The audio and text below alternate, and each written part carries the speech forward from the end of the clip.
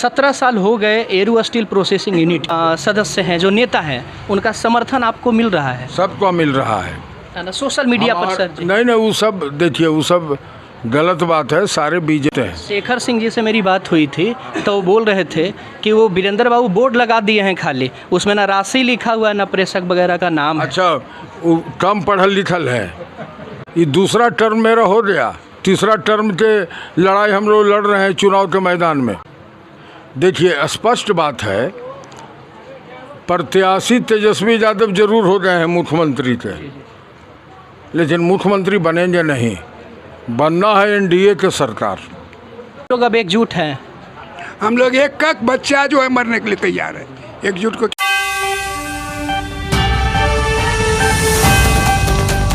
नमस्ते, प्रणाम, मैं राहुल रंजन। आपने देखना शुरू कर दिया है राजधानी न्यूज़ लाइव। अभी हम उपस्थित हैं गया जिले के वजीरगंज विधानसभा अंतर्गत ग्राम अढ़वा में, जहां पे वजीरगंज विधायक वीरेंद्र सिंह जी का काफ़ी ज़ोरदार तरीके से स्वागत किया गया है। मौके पर विधायक जी मौजूद हैं, इनसे कुछ राजनीतिक गतिविधि जो वजीरगंज में चल रही है उसके बारे में बातचीत करते हैं।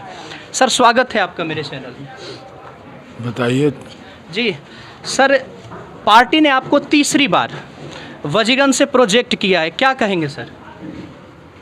देखिए, पार्टी हमारे ऊपर विश्वास नहीं किया है, जनता के ऊपर विश्वास हुआ है। और यदि वजीरगंज विधानसभा के जनता का ख्याल रहेगा जी, तो निश्चित रूप से एनडीए का इतना वोटर है कि वो चर्चा करे वाले वोटर नहीं है, साइलेंट वोटर है। और निश्चित रूप से वजीरगंज विधानसभा में वोटर लोग मिल के परचम लहराएंगे। आपको क्या लग रहा है सर कि इस बार जो वजीरगंज विधानसभा की जनता है वो समर्थन पिछले बार के जैसा देगी आप? देखिए, बिहार में सरकार बनाना है, तो वजीरगंज यदि में हार जाएंगे हम लोग तो बिहार में सरकार नहीं बनेगा। इसलिए वजीरगंज तो हर हालत में हम लोग को जीतना है। हमको नहीं जीतना है, जनता को जिताना है। इसलिए जी एनडीए की सरकार बने बिहार में, फिर से पुनरावृत्ति नहीं हो 90 का राज। सर, मैं क्षेत्र में घूम रहा हूं, तो घूमने के क्रम में बहुत सारे क्षेत्र ऐसे हैं, आप विधायक हैं तो आपसे ज़रा थोड़ा सवाल एक दो हो जाए। क्षेत्र में बहुत सारे ऐसे गांव हैं जहां पे सर सड़क नहीं है, और वहां मैं जा रहा हूं तो मेरे माध्यम से वो ग्रामीण कहते हैं कि आप वीरेंद्र सिंह के पास बात पहुंचाइए। जैसे बहुत सारे गांव का नाम मैं बता सकता हूं। मैं अभी सर खीरी गया था, अभी केवला गया, केवला में सड़क है लेकिन खड्डा खड्डा है। उसके बाद फिर बगोदर बीघा में सर सड़क नहीं है। आज़ादी के 78 साल हो गए सर। जनता कह रही है कि आप उनसे पूछिएगा। केवला में देखिए, महादलित टोला में सड़क नहीं है, लेकिन प्रोसीजर में आ गया है, चुनाव के बाद उसमें काम लग जाएगा। दूसरे में आपका बगोदर बीघा भी लिस्टिंग हो गया है, चुनाव के बाद उसमें काम लग जाएगा। सड़क इतना बना है, अब आप सोच सकते हैं। छोटा सा बात हम बता रहे हैं कि जब कांग्रेस के शहजादे आए थे बिहार में और बुलेट से बिहार में घूर रहे थे, उस समय जरा सा भी उनके बुलेट में गड्ढा नहीं मिला बुलेट के सामने रोड में। तो किसका बनाया हुआ है रोड? डबल इंजन की सरकार हमारे मुख्यमंत्री और हमारे नरेंद्र मोदी जी का देन है कि पूरे बिहार में चच्चत रोड हो गया है। और वजीरगंज विधानसभा में इतना रोड हम पास कराए हैं, आप यदि अभी हम चर्चा करेंगे तो शाम हो जाएगा, इतना विकास हुआ है। आप जैसे 2-3 काम आपको हम बता देते हैं। फ्लाईओवर मानपुर में 350 करोड़ का है, टेंडर हो गया है, काम लगा हुआ है। दूसरा में बगल में तरमा में स्टेडियम पास हो गया है, टेंडर हो गया है, काम लगा हुआ है। आपका मोराटाल मानपुर में 21 किलोमीटर 80 करोड़ में टेंडर हुआ है, पक्का पैन बनेगा। और सीधे भोरे तक, मोराटाल से भोरे तक पक्का, जैसे हुलासगंज घोसी में पैन बना हुआ है उसी तरह से पक्का पैन बनेगा, काम लगा हुआ है। अनेकों ऐसा काम हुआ है। और हमारे प्रधानमंत्री और बिहार के मुख्यमंत्री नीतीश कुमार जी के द्वारा बहुत मुश्किल से, देखिए बड़ी गंभीर मामला है बिहार में चुनाव, बहुत मुश्किल से बिहार में अवर पैटर्न पर सरकारें आई हैं। दुर्भाग्य रहता था कि बिहार में हम लोग की सरकार रहती थी और केंद्र में नहीं रहता था, जिसका परिणाम क्या होता था कि विकास अवरुद्ध होता था। अवर हमारे डबल इंजन की सरकार हुई है बिहार में, और केंद्र में हमारे प्रधानमंत्री नरेंद्र मोदी हैं और बिहार में नीतीश कुमार हैं, तब न विकास हो रहा है। हर महिला गरीब गुरबा के घर में 10-10 हज़ार रुपया जा रहा है। 400 पेंशन मिलता था, उससे 1100 हो गया। उज्ज्वला योजना हो गया। अनेकों ऐसे योजना है, आप खुद जानते हैं, आपको मालूम होगा। लेकिन अब विपक्ष के पास कोई मुद्दा नहीं है, तो छोटा छोटा मुद्दा उठाते हैं जो आचार संहिता के कारण काम रुका हुआ है और सब में काम लग जाएगा। अच्छा, और एक बड़ा सवाल रहेगा सर, 17 साल हो गए एरू स्टील प्रोसेसिंग यूनिट का। मैं भी छोटा था उस समय, रामविलास पासवान जी ने शिलान्यास किया था। वजीरगंज से लेकर सर दिल्ली तक आपकी सरकार है। जैसे वजीरगंज में आप विधायक हैं तो सरकार तो आप में है, आप ही हैं। उसके बाद फिर गया की बात की जाए तो मांझी जी हैं, राज्य की बात की जाए नीतीश बाबू हैं, केंद्र की बात की जाए तो मोदी जी हैं। सर एरू स्टील प्रोसेसिंग यूनिट का जो अड़चन है वो कहाँ पर है सर, क्यों नहीं खुल पा रहा है? देखिए, ये सवाल आप अवधेश बाबू से पूछिए। जब 2010 में परिसीमन हुआ और कांग्रेस की सरकार थी केंद्र में, उस समय रामविलास पासवान मंत्री थे। वो पब्लिक को ठहरने के लिए क्या किए कि हमको लगता है कि 20-22 ऐसा योजना स्टील प्लांट का बिहार में उद्घाटन रामविलास पासवान किए। जहाँ जहाँ चुनाव था माथे पर, उसी में एरू था। अवधेश बाबू उसका शिलान्यास करा दिए। किसानों का, गरीब का ज़मीन चला गया और वो खटाई में पड़ गया। अब हम लोग की सरकार आई है, हमारे MP जीतन राम मांझी जी हैं। फाइल बढ़ा हुआ है। जीतन राम मांझी से मैं भी बात किया हूँ, और हम लोग बोलने वाले नहीं हैं। काम जब हो जाएगा तब उसके बाद ज़मीन पर बतावेगा कि काम हो गया। क्योंकि सर जहाँ जाता हूँ, अगर ये वजीरगंज का एरू स्टील प्लांट यूनिट खुल जाता तो लोगों को रोज़गार मिलता। एक और बात थी सर, बिरला का सीमेंट खुलने वाला था वजीरगंज में, वो भी शायद पेंडिंग में चला गया। आप पूरी तरीके कुछ से ज़मीन का प्रॉब्लम था जिसके कारण अभी रुका हुआ है। ज़मीन का प्रॉब्लम सॉल्व हो जाएगा, उसके बाद वो हो जाएगा। अगर यदि जनता, आप पूछ रहे थे अभी कि आने वाला दिन में आप क्या करेंगे, तो अगर यदि क्षेत्र के जनता जिता के भेजेगी तो एक भी सब डिवीज़न बिहार में बनेगा तो उसमें वजीरगंज का नाम रहेगा। इसको कोई टाल नहीं सकता है, अर्थात सत्य है। जी। अच्छा, और ये प्लांट के बारे में क्या कहना चाहेंगे सर, क्या आप चर्चा आगे करेंगे? Steel plant? जी हाँ, जी हाँ। स्टील प्लांट तो आपको मैं बता दिया कि हमारे जीतन राम मांझी केंद्र में मंत्री हैं और यहाँ से पार्लियामेंट के सदस्य हैं। जी जी। तो वो लगे हुए हैं, हम भी उनको बताए हैं। जी जी। और हमसे बातें हुई है, और निश्चित रूप से वो कार्य रूप जमीन पर उतरे। अच्छा, अंडर प्रोसेस है? हाँ, अंडर प्रोसेस। अच्छा सर, एक बात और बताइए कि आपको लगता है कि वजीरगंज विधानसभा में और भी काम होना चाहिए था, लेकिन अभी नहीं हुआ है, वर्क इन प्रोग्रेस है। अगर इस बार आप जीत जाएंगे तो वो काम करेंगे? क्या क्या वैसा कुछ? ना, आपको बता दिया हम कि सब डिवीज़न बनेगा। सब डिवीज़न, उसके अलावा बिहार में एक भी यदि सब डिवीज़न बनेगा तो उसमें वजीरगंज बनेगा निश्चित रूप से। अच्छा सर, विद्यालय को लेकर के थोड़ी चर्चा हो जाए, अच्छी क्वालिटी का एजुकेशन। वो भी प्रोसीजर में है, हम लोग अवर में प्रयास करेंगे उसका भी। देखिए, स्पष्ट बात है, प्रत्याशी तेजस्वी यादव जरूर हो गए हैं मुख्यमंत्री के, लेकिन मुख्यमंत्री बनेंगे नहीं। बनना है NDA के सरकार। तो NDA के सरकार जब बनेगा बिहार में तब न काम होगा।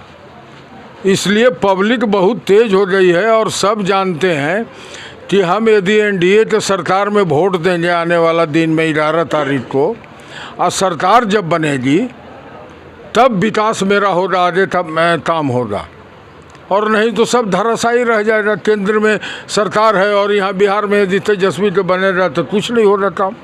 साफ सुथरा बात है। इसलिए हर हालत में सब लोग के दिमाग में बैठ गया है कि पुनरावृत्ति जनरल राजस्थान नहीं होगा और NDA की सरकार बनेगी। अच्छा सर, एक कितना जी हाँ, पूछूंगा? एक मिनट और सर, बहुत सारा चर्चा चल रहा है सर, बस एक मिनट, बिल्कुल बिल्कुल बिल्कुल बात करेंगे अरे, विधायक जी इन से। लोग से पूछिए। सर, जो बीजेपी के यहाँ सदस्य हैं, जो नेता हैं, उनका समर्थन आपको मिल रहा सबको मिल रहा है। है ना, सोशल मीडिया पर सर जी? नहीं वो सब देखिए, वो सब गलत बात है। सारे बीजेपी के जो सदस्य हैं, देखिए हम एक बात आपको बता देते हैं, दूसरे दल के जो लोग हैं उनको पैसे पर आदमी जुटाना पड़ेगा। और एनडीए सरकार में, एनडीए जो है, पांचों पांडव लोग गठबंधन में हैं, उनके पास इतना कार्यकर्ता है कि न्योता देने की सिर्फ ज़रूरत है। जैसे आप अढ़मा में आज देख लिया, जी जी। हर जगह आप देखिए, कल भी हम ढूंढ रहे थे मानपुर में, इसी तरह का जैन सलाब है। तो ये मेरा जैन सलाब नहीं है। देखिए, हम घमंड करे वाले आदमी नहीं हैं, हम बहुत नॉर्मल आदमी हैं।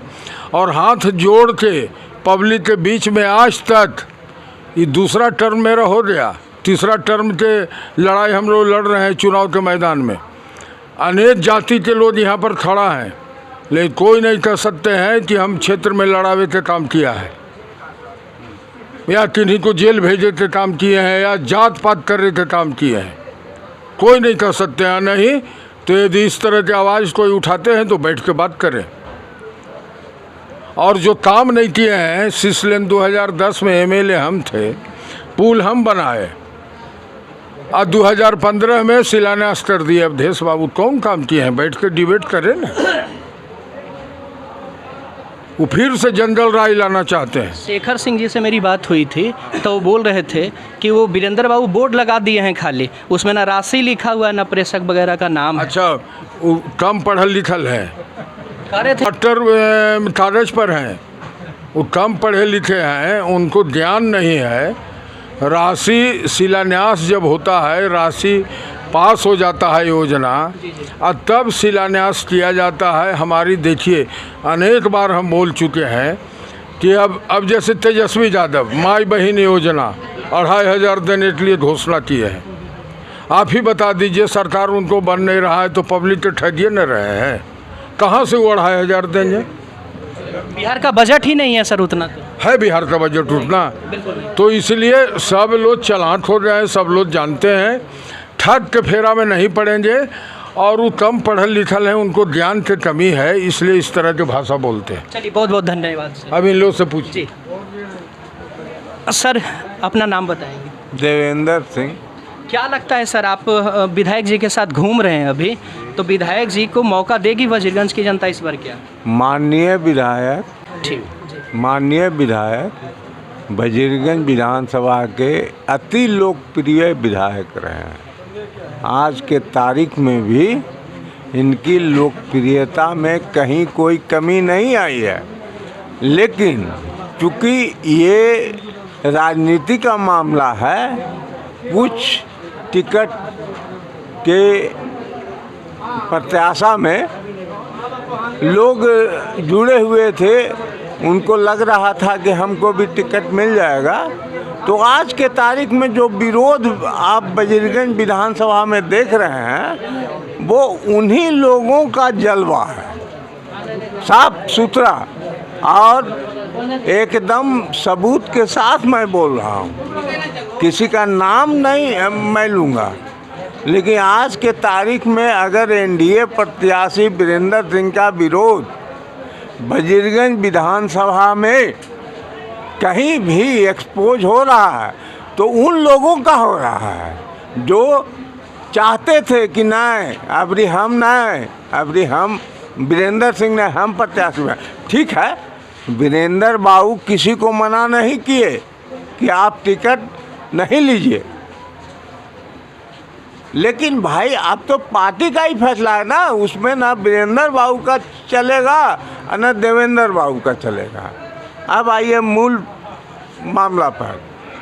एनडीए का वोटर, चूँकि विकास का मामला है, जंगल राज से मुक्ति का मामला है, तो हर वोटर सजग है। अब भाई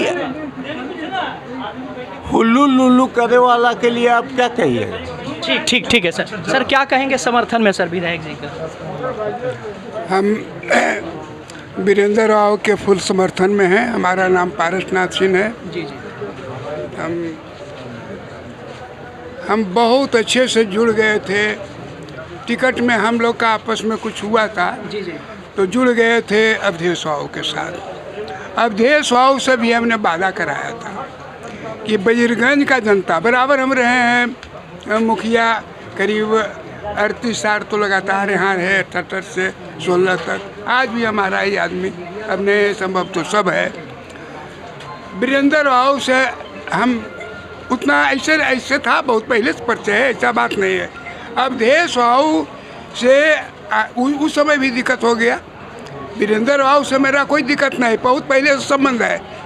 टिकट लेके कुछ अनबन हो गया, जबकि हम ऐसा नहीं चाहते थे, आज भी नहीं चाहते। हमको नहीं कभी है कि हम कोई इलेक्शन लड़े।